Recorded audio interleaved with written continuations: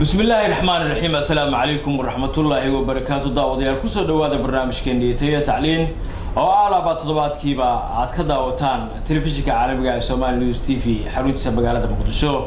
برنامج كنا تعلين وحنقصه قادنا هرمرك وحبرشوا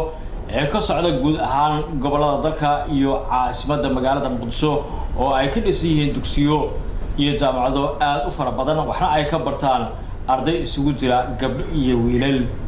iyadoo sanad walba jaamacadaha ka dhisan magaalada Muqdisho iyo dugsiyada sare ee ka dhisan Muqdisho ay ka qalin jabiyaan arday aad u fara badan hadaba barnaamijkeena alaaba waxa kaga hadalnaa horumarka waxbarasho ee ka socda magaalada Muqdisho iyo guud ahaan gobolada dalka barnaamijkeena tacliin ayaa maanta waxaan ku soo qaadan doonaa haduu Rabbi idmo furitaanka jaamacadda ummadda Soomaaliyeed haatan dib loo furay iyo ka guuritaanka ciidamada nabadgelyada Afrika AMISOM oo xarun saldhig ay u ahayd muddo dheer isla markaana ay hakad gashay waxbarashadii jaamacadaasi iyadoo ay jireen jaamacado aad u fara badan oo ka furan degmooyinka gobolada dalka waxna ay ku bartaan arday aad u fara badan hadaba barnaamijkeena maanta abuurahaasi ayaan diiradda ku saaraynaa فرحان محمد عثمان وكمد عردي وحكى برتي جامعة هرسات مقالة مقدسة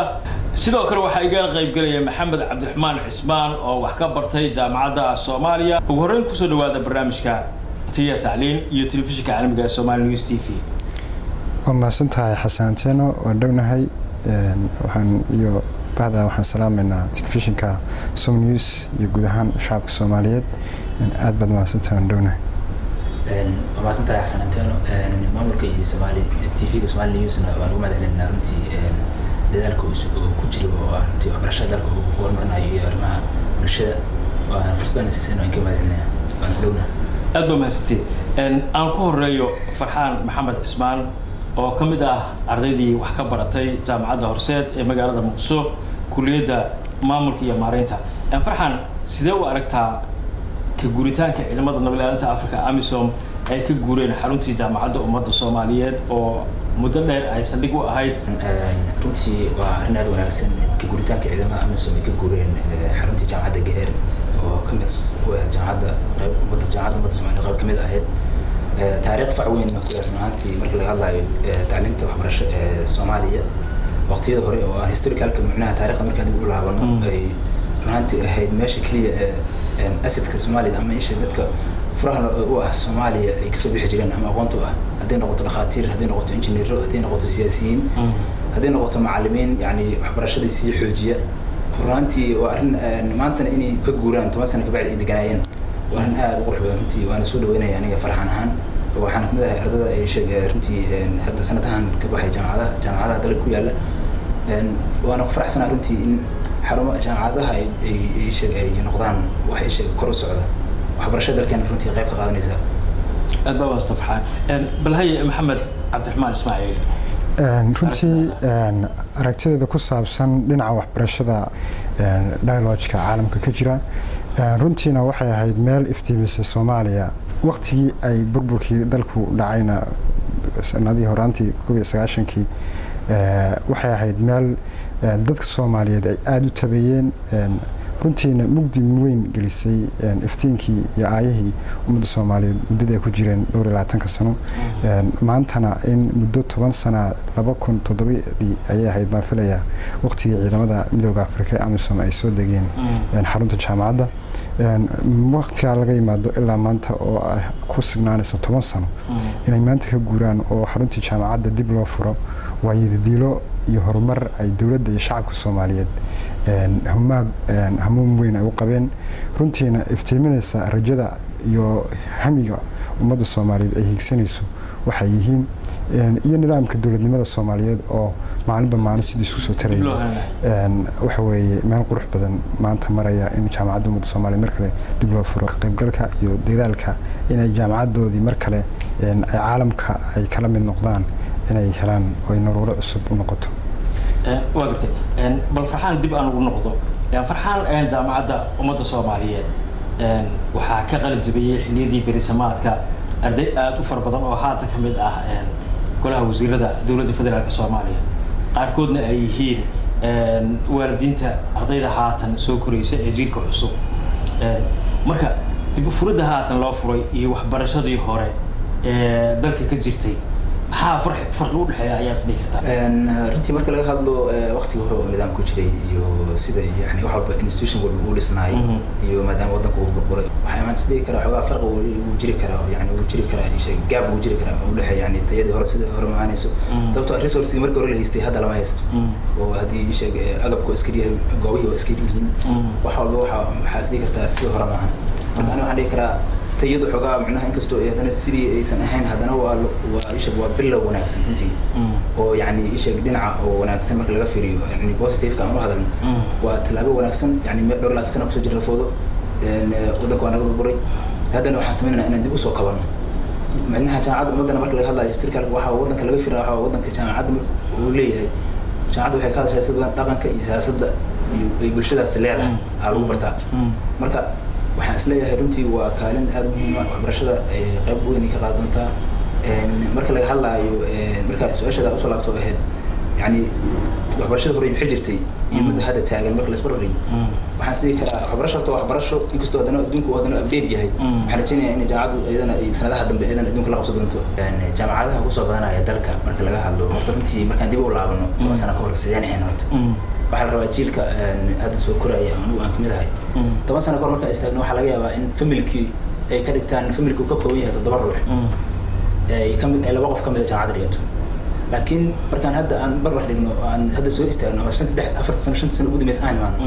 waxaa noo soo baxaysa in family walba ay jaamacad u aadi karaan 5 arday waayo jaamacadihii markay soo bateen waxay yimid fursado badan oo ay kamid tahay in manxooyin la helo in imtixaanaadka loo galo oo 50-50 ardayga uu macnaha uu helo maxaa la raadsan scholarship wax la yiraahdo ama 20% uu helo taas waxaan dhihi karaa marka fursad qayb ay ka tahay dadka fursad heli jireen fursad helay marka aniga jaamacaduhu meel dheer inaga soo bilaabeen oo yani waddanka aan u baahnay adduunkana aan la qabsanay marka aniga ma dhihi karo jaamacaduhu xilliga loo baahnay yimaadeen marka waddankan heerkan hadda arkaysan soo gaarsiin farxan tira 500 ama 300 arday ah hal jaamacad kaliya ay ka qalin jiriyeen maxaad u malayn kartaa marka jaamacadaha kale sanad walba intee ka qalin jiriysaa waa nabar aad badan laakiin waxaa fiirisaa marka aad tiraahdo 5 sano ka hor ama dib ugu laabo dadkaas waxba maray jireen horta waana maskaxda ka dhacina waxa laga yaabaa inay 10 sano ka hor qor qaadan jireen dadkaas ma shan iyo sheegay intaas oo boqol ay qor qaadan jireen ay dhib jireen laakiin maanta hadii fursad u helaan inay wax bartaan waxaan arkaa inay positive tahay waddanku u baahan yahay qofkan bariha maanta dal lagu intifaacin waxbarashadiisa bariha lagu intifaaci karaa marka anigu ma arko inay soo badato waxbarashada wadato jaamacada soo bataan waa faa'iido wanaagsan tusaale waxaan ku soo qaadanaa waddankii magaalo kamid waxa ka furan 800 ka jaamacado marka inay jaamacadu soo bataan waxay ka qayb qaadanaysaa garaadka dadka kordha ay ka qayb qaadanaysaa miisana aniga aragtideeda waayo haddii aan waxa laga yaabaa dadkan aysan waxa laga yaabaa dhalinyaradu maanta ay fikrad keenaanba ay waddanka ku badbaadi karaan haddii wax bartaan inta isu tagaan iyo urur samaystaan iyo union samaystaan inay keenaan waddanka fikrada ku badbaadi karaan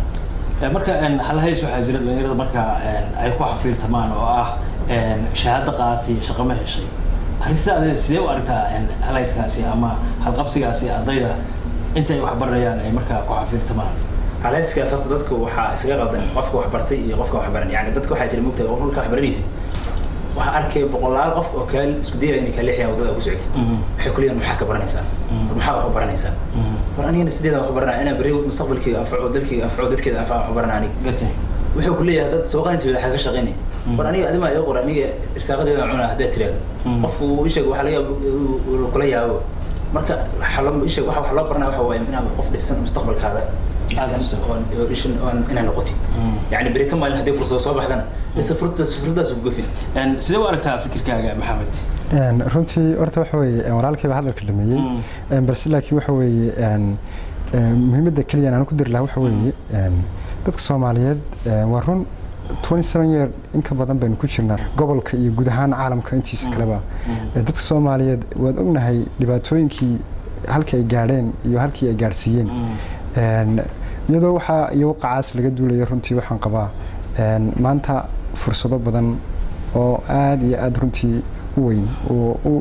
hamuun badan leh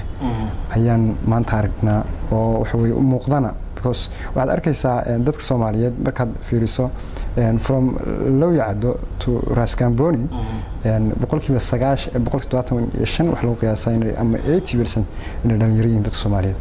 taasi waxay ka turjumaysaa dadka Soomaaliyeed dhibaatooyinkii soo dhacay ee wadankan ka dhacay dhalinyaradu qayb ka ahayn laakiin horumarka iyo guud ahaan stage-ka maanta ay dadka Soomaaliyeed marayaan qayb ka yihiin su'aal waxa noqon karta maanta hadaynu eegno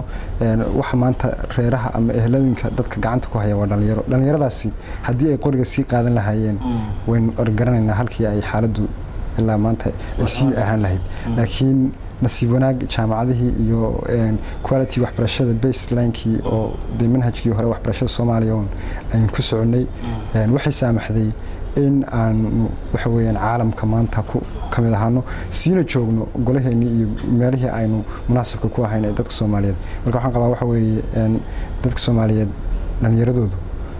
waxbarashada jaamacadaha ka qalinjabiyeen ma aha guul daro waa guul soo hoyatay guud ahaan qaranka Soomaaliyeed iyo guud ahaan ummadda Soomaaliyeedba waxbarashaduna waxay iftiiminaysaa soo saaxiibka sheegay ninkuu inuu qori qaadan lahaa haddii aan jaanis haysan waxbar ku barto haddii uu jaanis u helay inuu wax bartana nasiibkiisu qaadaya xagga de waxa weeyaan maxay ahaydeen shaqadii sababta dad badan waxa ku oranayaan nin wax baad baratay laakiin waxbarashada aad baratay de waxa weeyaan arigaaga raac Soomaha marka arigaaga raac maaha maalinta hooyada caloosheeda ku jirtay bay qorneed inaad wax barato maalinta hooyada ururkeeda ku jirtay way ahayd inaad maxay ahaydeen shaqada nooca wanaagsan iyo nooca dhexe iyo nooca hoose intaba aad heli doonto dhawaan jaamacadaha ka dhisan Soomaaliland waxa ay markaa irdaha u laabeen jaamacadaha aad u fara badan iyagoo sheegay in jaamacadahaasi ay haba yaraatee tayo aysan lahayn aragtidaada sidee u aragtaa ma la saqabtaa ra'yiga hadda uu soo jeediyay saaxiibka Farxaan jaamacadaha soo kordhaya horta jaamacadaha soo kordhaya runtii waxa weeyaan dhinac marka laga eego waa positive dhinac marka laga eego waa negative dhinac marka laga eego waa positive oo waxa sii badan doonta in degmo iyo tuulo kastaba ay dadka Soomaaliyeed available uga noqdaan heer jaamacadeed tiro badan tayo yar baa dhaanta means waxa weeye jaamacadaha quality-gooda marka la qiimeynayo standardka marka fiida laga hadlayo kale tusaale ahaan waxa lagu dabaqayaa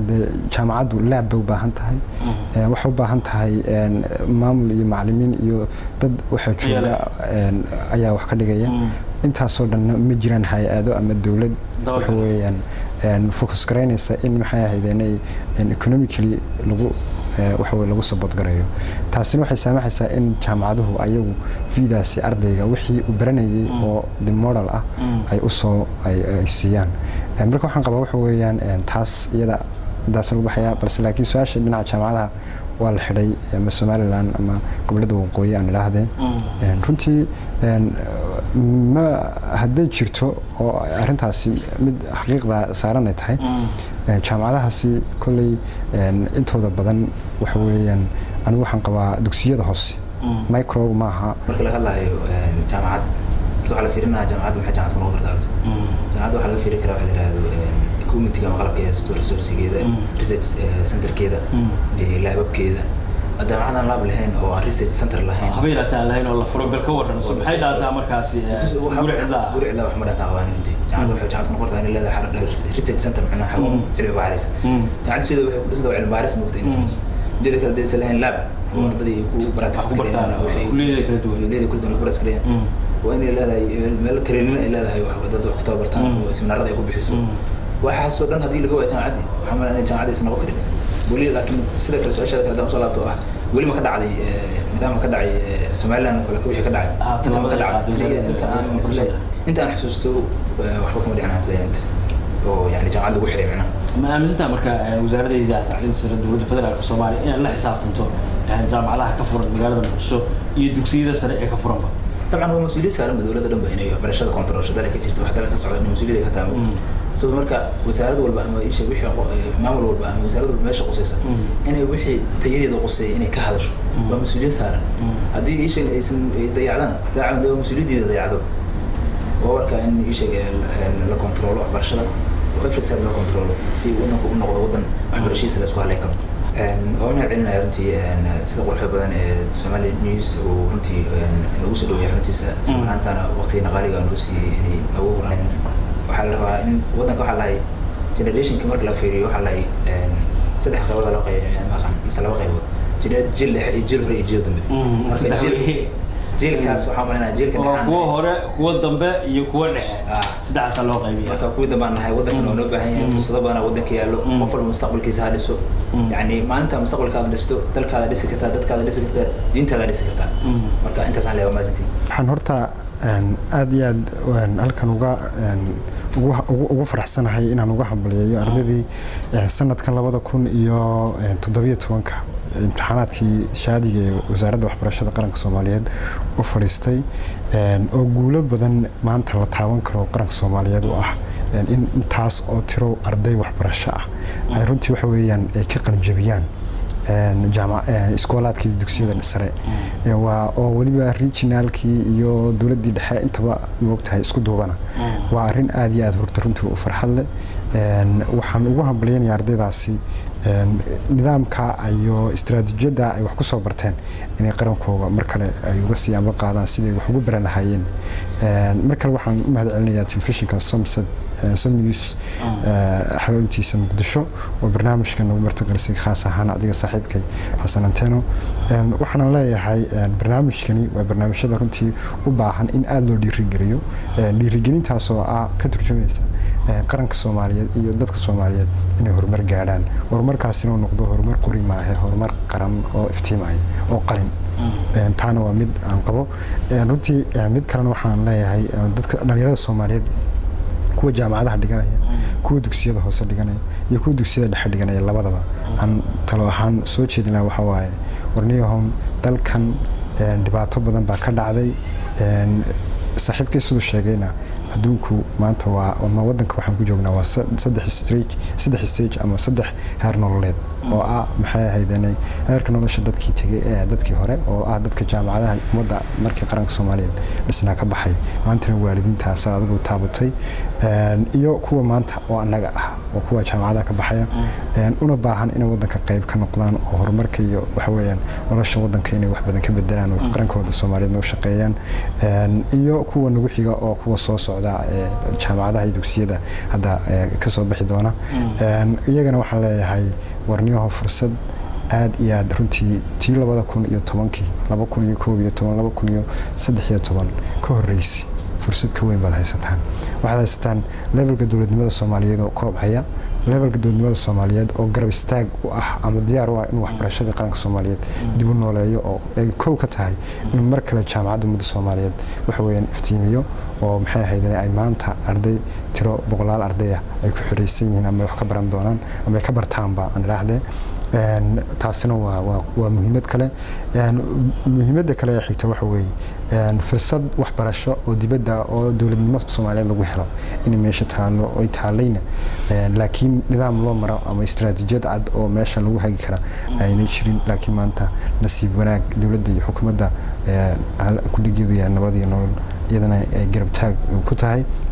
dadka Soomaaliyeedna loo baahan yahay inay isgarab taagaan oo ay isku garab taagaan heliyo hooba sidii wadankani uu hore ugu dhaqaaqi lahaa waxaa sameyn kara dhalinyarada jaamacadaha iyo dugsiyada dhigta in ay ayagu isku duubnaadaan hadba levelka ay joogaan iyo dugsiga ay galaaska kaga jiraan ama jaamacadda galaaska kaga jiraan isku caawiyo oo laana ay sameeyaan tacaawunkaas wuxuu saamixi doonaa in dadku ay noqdaan peoplehood dad isku duuban inay noqdaan gabagabadii intaan ra'yi qabo waxa waaye waxaan talo iyo tusaale ahaanba soo jeedinayaa in wadankan iyo dadkan cidna uma muuqdeen guud ahaan barnaamijkeena iyo tacliin daawadayaal inta ayaan ku soo akmeerinaa iyadoo barnaamijkeena ay naga qayb qaateen Farxaan Maxamed Cismaan oo kamid ah ardaydii wax ka baratay shahaadana ka qaatay jaamacadda hoose kulliyadda maamulka iyo maareynta iyo Maxamed Cabdiraxmaan Cismaan oo kamid ahaa ardaydii wax ka baratay jaamacadda caalamiga ee Soomaaliya kulliyadda siyaasadda iyo xiriirka caalamiga ah iyadoo barnaamijkeena aan diiradda ku saarnay arrimo ku aadan waxbarashada iyo guuritaanka ciidamada nabadgelyada Afrika AMISOM saligii ay ku lahaayeen xaruntii jaamacadda ummadda Soomaaliyeed oo ay wax ku barteen arday aad far badan ay dib uga guureen iyadoo xafladaasi ka guuritaanka ciidamada AMISOM ay ka guureen ay ka qayb galeen mas'uuliyiin kamid ah dawladda federaalka Soomaaliya oo macallimiin iyo ardayba ka ahaa jaamacaddaasi barnaamijkeena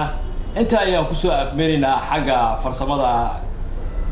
iyo kaamirada waxaa iga saaciday saaxiibkii Zakriya Ibrahim anigoo Xasan Maxamed Cali Xasan Antena ayaa alaaba barnaamijkeena Taya Tacliin ee waxbarashada idinkaga soo jeediyay tan iyo inta ku kulmi doono barnaamij la mid ah midkan oo kale daawadayaal waxaan idinkaga tegaynaa sida ay nabadgelyo